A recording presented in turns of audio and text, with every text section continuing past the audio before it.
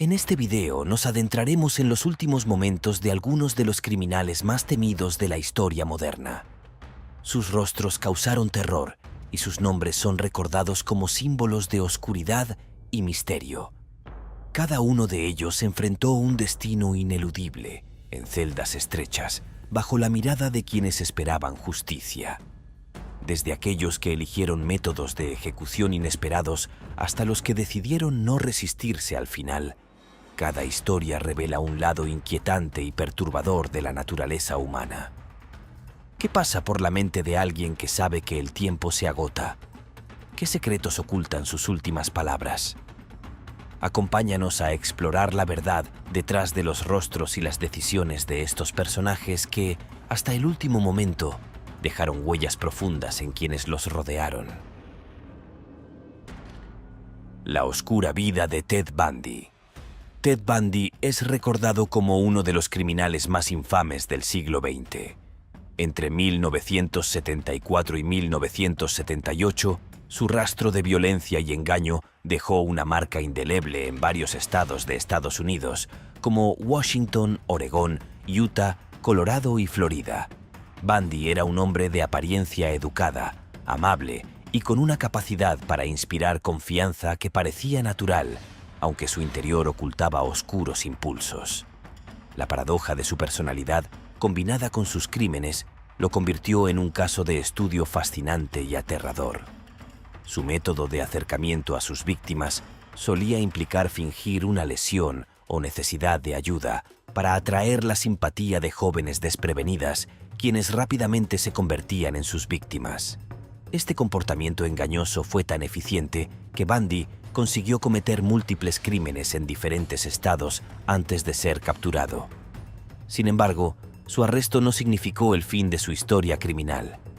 En 1975, Bundy fue detenido por primera vez, pero logró escapar de prisión 2 veces en años posteriores, extendiendo así su cadena de crímenes y su reputación de evasivo y peligroso. Una de estas fugas lo llevó a Florida, donde continuó su serie de delitos violentos hasta que fue finalmente recapturado. En prisión, Bundy sorprendió a todos al representarse a sí mismo en los tribunales. Esta habilidad para manipular y su interés en el sistema legal incrementaron aún más su perfil mediático. Bundy estudió leyes en la universidad, lo cual le permitió desempeñarse con cierta destreza en la corte y enfrentarse a la acusación con aparente seguridad. Sin embargo, a pesar de sus esfuerzos, la evidencia era abrumadora y en 1979 fue sentenciado a muerte. Pasó casi una década en el corredor de la muerte de la prisión estatal de Florida, también conocida como Prisión Stark. Durante este tiempo, Bundy concedió entrevistas en las que, hablando de sus crímenes en tercera persona, ofrecía un vistazo a la mente de un criminal con una mente calculadora y manipuladora. Describía su vida de manera fría, detallando cómo se movía para obtener lo que deseaba sin pagar, revelando una mente que justificaba sus actos como una extensión de su estilo de vida. La fecha de ejecución de Bundy fue programada varias veces, y aunque realizó maniobras legales para retrasarla, finalmente llegó el día en 1989. Para su última comida, Bundy no solicitó nada especial y recibió la comida habitual de prisión: bistec, huevos, papas fritas y tostadas.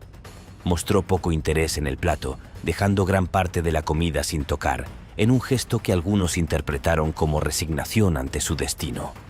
A las 7:16 de la mañana, fue ejecutado mediante electrocución en presencia de testigos que incluían periodistas y familiares de algunas de sus víctimas. Afuera de la prisión, una multitud se congregó para celebrar el fin de uno de los criminales más infames de Estados Unidos. Entre vítores y fuegos artificiales se dio fin a una historia que cautivó y perturbó a la sociedad estadounidense. Tras la ejecución, el cuerpo de Bundy fue sometido a autopsia.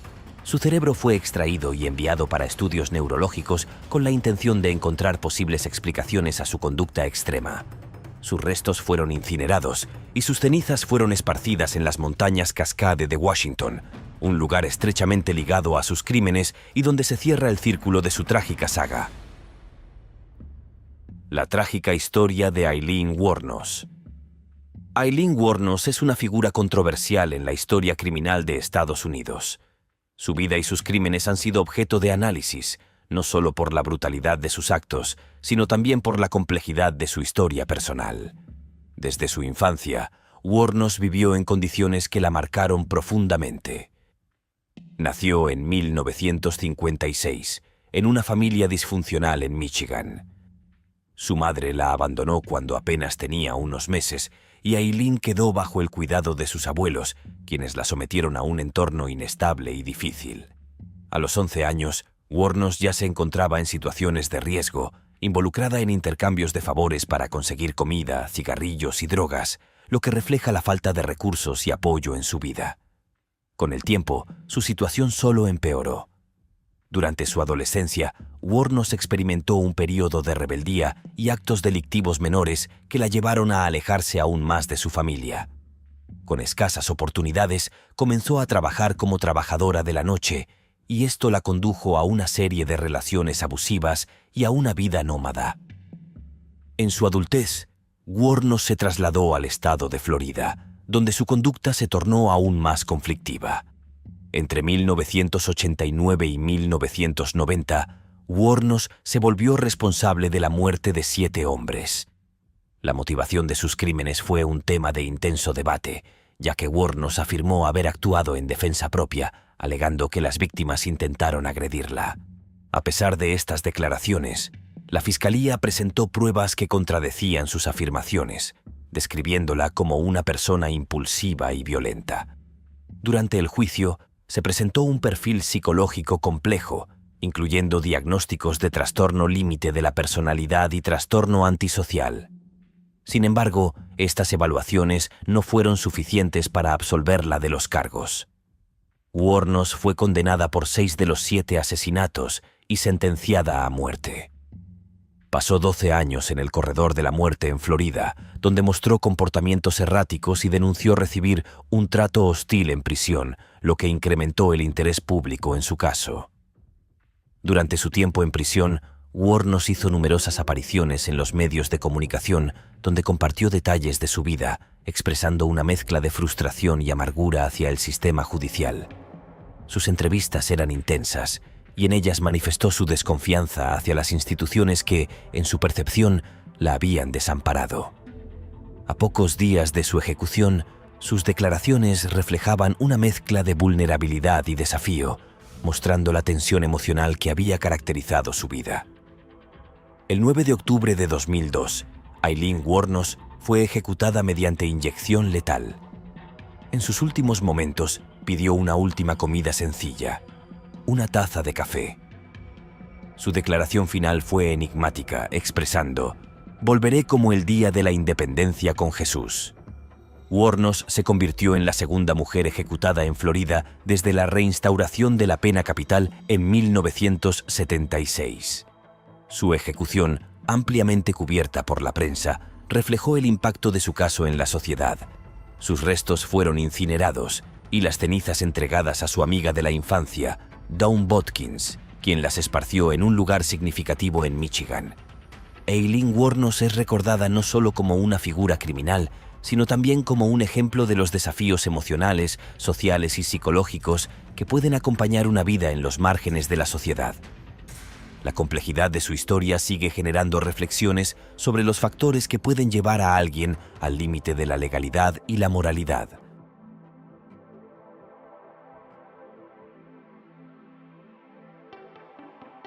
Los secretos de John Wayne Gacy.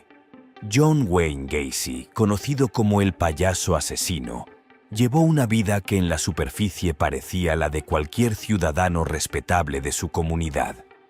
Sin embargo, detrás de esa fachada se ocultaba un oscuro secreto que conmocionaría a todo Estados Unidos. Nacido en 1942, Gacy tuvo una infancia difícil, marcada por una relación tensa con su padre, quien era severo y crítico. Este entorno familiar creó en Gacy un fuerte deseo de reconocimiento y una necesidad de aprobación social. Con el tiempo, logró establecer una vida aparentemente estable y respetable. Se casó y se mudó a Chicago, donde abrió un negocio de construcción y se convirtió en un miembro activo de su comunidad. Sin embargo, bajo esta apariencia respetable, Gacy escondía impulsos oscuros. En 1972, comenzó a organizar fiestas en su vecindario, en las que entretenía a los niños disfrazado de payaso, bajo el nombre de Pogo. Esta faceta de su vida pública generaba simpatía entre sus vecinos, quienes desconocían que Gacy utilizaba esta apariencia amigable como una forma de esconder sus verdaderas intenciones. Entre 1972 y 1978, Gacy llevó a cabo una serie de crímenes atroces en su hogar. Se descubrió que atraía a jóvenes a su casa, donde luego los privaba de su libertad y cometía actos graves en su contra. Tras varias desapariciones en la zona, las autoridades comenzaron a sospechar de él y finalmente, en 1978, su casa fue registrada.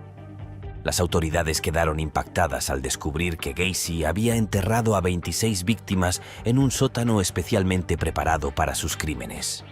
En su juicio, Gacy confesó haber cometido 33 asesinatos, lo que lo convierte en uno de los asesinos en serie más prolíficos de la historia estadounidense.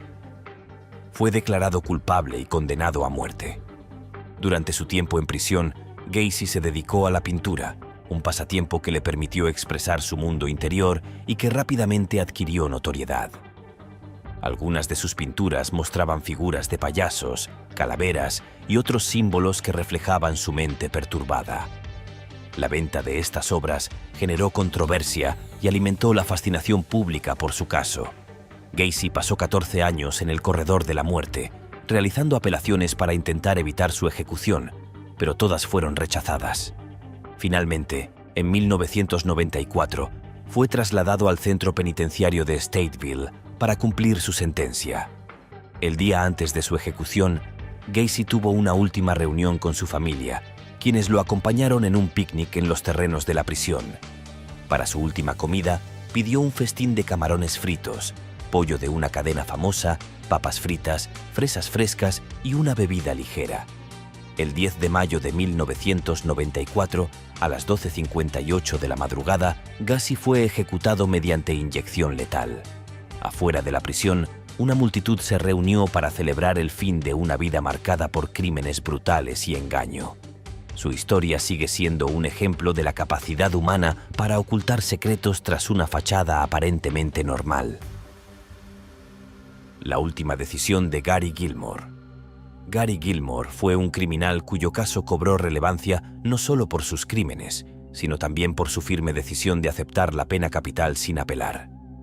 Gilmore nació en 1940 y tuvo una infancia tumultuosa en un hogar disfuncional. A los 14 años, comenzó a tener problemas con la ley y su vida se caracterizó por un patrón repetido de conflictos legales y encarcelamientos.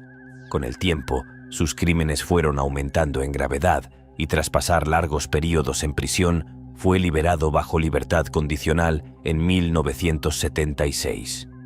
Buscando una nueva oportunidad, Gilmore se mudó a Provo, Utah, donde vivía su primo, pero sus intentos de integrarse a la vida civil no duraron mucho. La situación empeoró cuando, el 19 de julio de 1976, Gilmore cometió un robo en una gasolinera en Orem, Utah, donde le quitó la vida al encargado, Max Jensen. Al día siguiente, repitió el patrón en un motel de Provo, matando al gerente Ben Bushnell. Su captura fue algo fortuita. Al intentar ocultar su arma, se disparó accidentalmente, lo cual llevó a que el dueño de un garaje notara la herida y alertara a la policía. Tras su arresto, la comunidad y los medios siguieron de cerca su juicio, que duró apenas 2 días. Gilmore fue condenado a muerte, pero su caso dio un giro inesperado cuando rechazó las apelaciones y solicitó que la ejecución se llevara a cabo de inmediato. Esta decisión sorprendió a muchos, ya que, en la mayoría de los casos, los condenados buscan retrasar su sentencia lo máximo posible. Sin embargo, Gilmore expresó una aparente resignación y determinación, afirmando que quería enfrentar las consecuencias de sus actos sin dilaciones. Utah ofrecía 2 métodos de ejecución en ese momento, la horca o el fusilamiento, y Gilmore eligió el fusilamiento, argumentando que la horca podría fallar. La decisión de Gilmore desencadenó un debate nacional sobre la pena de muerte, y su caso se convirtió en símbolo de la renovada aplicación de la pena capital en Estados Unidos, que había estado suspendida durante varios años. Su ejecución fue programada para el 17 de enero de 1977, y en la víspera Gilmore solicitó una última comida que consistió en un bistec, papas, leche y café. Sin embargo, solo consumió el café y la leche, lo cual algunos interpretaron como un acto de aceptación de su destino. La mañana de su ejecución, Gilmore mostró una calma sorprendente, y sus últimas palabras fueron «hagámoslo», pronunciadas con aparente serenidad.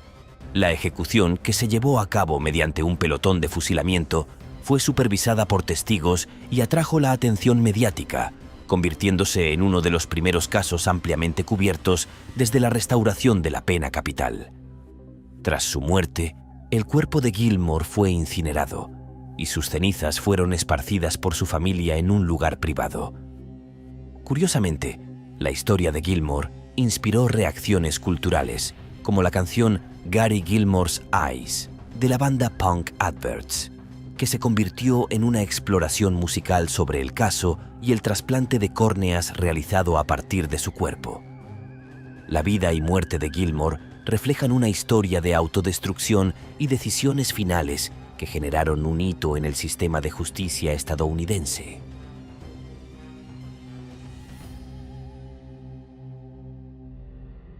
Carlton Gary y el estrangulador de las medias.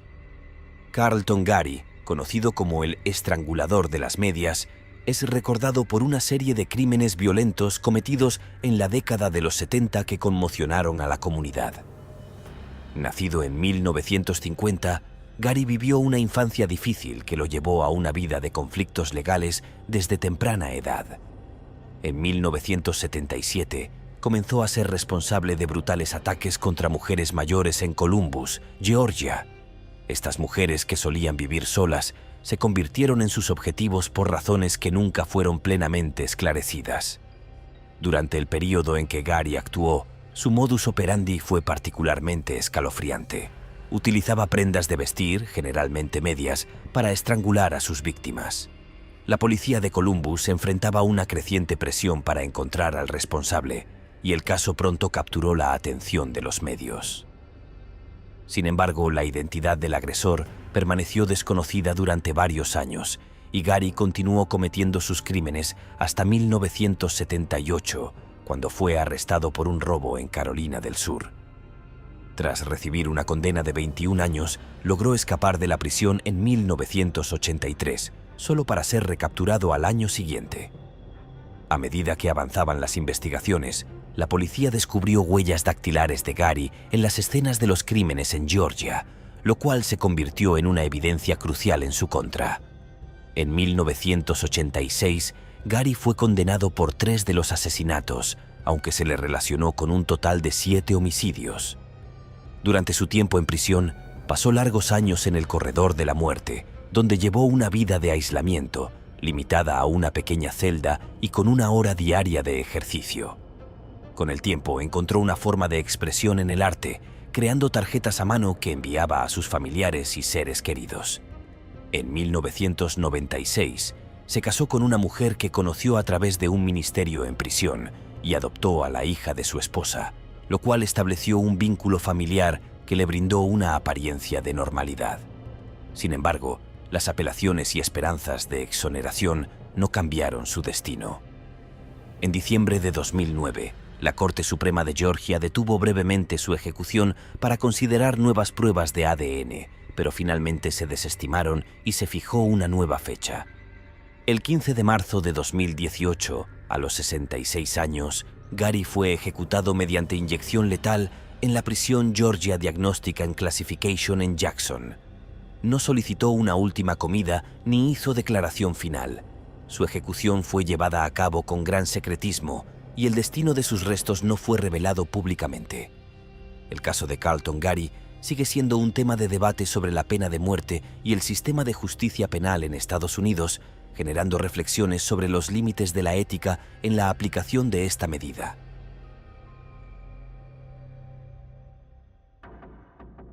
Barbara Graham y el fin de Bloody Babs.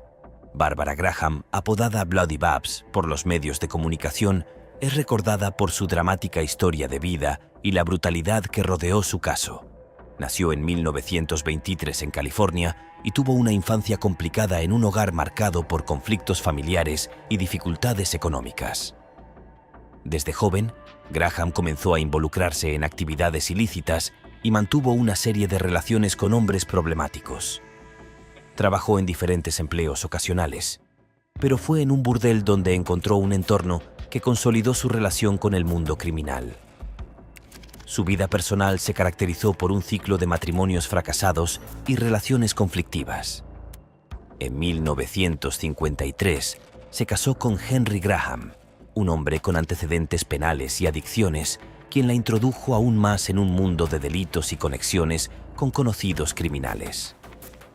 Entre ellos, Jack Santo y Emmett Perkins, dos delincuentes que la involucraron en un plan para robar a una anciana con una supuesta fortuna en efectivo y joyas. El asalto se tornó violento y la víctima fue brutalmente atacada. Aunque no encontraron el dinero esperado, la evidencia dejada en la escena del crimen condujo a la captura del grupo. Durante el juicio, Bárbara mantuvo su inocencia, pero la abrumadora evidencia y testimonios en su contra sellaron su destino. En 1955 fue condenada a muerte junto con Santo y Perkins. La historia de Graham atrajo gran atención pública debido a su carisma y a los rumores sobre su papel en el crimen. A lo largo de su tiempo en prisión, mantuvo una actitud desafiante, ganándose el apodo de Bloody Babs. Durante sus últimos días en el corredor de la muerte, mostró signos de ansiedad y su comportamiento reflejaba el miedo ante su destino inminente. Pidió batidos de chocolate dobles para calmar sus nervios y disfrutó de helado con salsa de chocolate en su última comida. La ejecución de Graham se retrasó varias veces, incrementando la tensión en sus últimos momentos. Finalmente, el 3 de junio de 1955, fue ejecutada en la cámara de gas en la prisión de San Quintín. Sus últimas palabras expresaron una crítica a quienes la juzgaron, diciendo: «La gente buena siempre está segura de que tiene razón». Su cuerpo fue reclamado por su esposo, Henry, y fue enterrada en el cementerio Mount Olivet en San Rafael, California.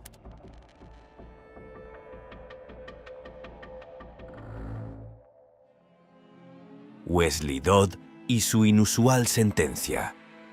Wesley Dodd es recordado por su inusual elección de ejecución y su serie de crímenes que conmocionaron a la comunidad estadounidense. Nació en 1961 y tuvo una vida marcada por conflictos y comportamientos inapropiados desde una edad temprana. A los 13 años, Dodd comenzó a mostrar comportamientos que lo llevaron a situaciones legales graves. Durante años, acumuló una serie de delitos que incrementaron en gravedad hasta convertirse en uno de los criminales más temidos de su época. Sus crímenes fueron especialmente perturbadores, ya que la mayoría de sus víctimas eran menores de edad. En noviembre de 1989, Dodd fue arrestado tras intentar secuestrar a un niño en un cine en el estado de Washington. La captura de Dodd reveló detalles inquietantes sobre su vida y sus crímenes, que incluían abusos y asesinatos. Durante el interrogatorio, confesó haber cometido múltiples crímenes y detalló cómo había planeado continuar con sus actos.